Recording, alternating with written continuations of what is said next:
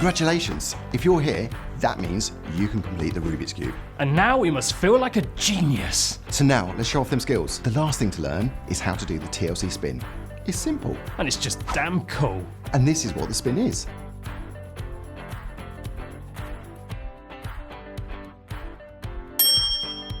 So show off your skills. Record it, put it on social media, and hashtag it TLC Spin. So let's learn how to do it. First, we need to practice the spin itself. Hold the cube at opposite corners. You may need to apply a bit of pressure depending on what cube you have. Place your middle finger on the corner here. Take it round to the palm of your other hand and spin. Use the spin every time you complete the cube in front of someone. It adds an additional wow factor.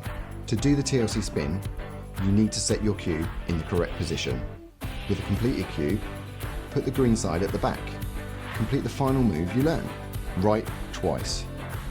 Then 1, 2, 3, and back again. 1, 2, 3, 4, 5, 1, and 2.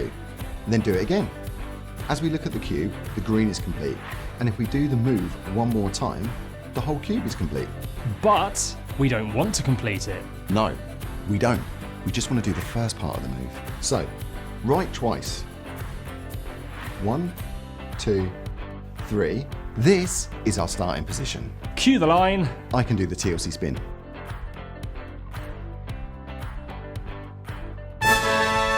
Now, record yourself doing it and send it to us. And we'll put it on our website with all the other people who can do it. And you can join our Hall of Fame.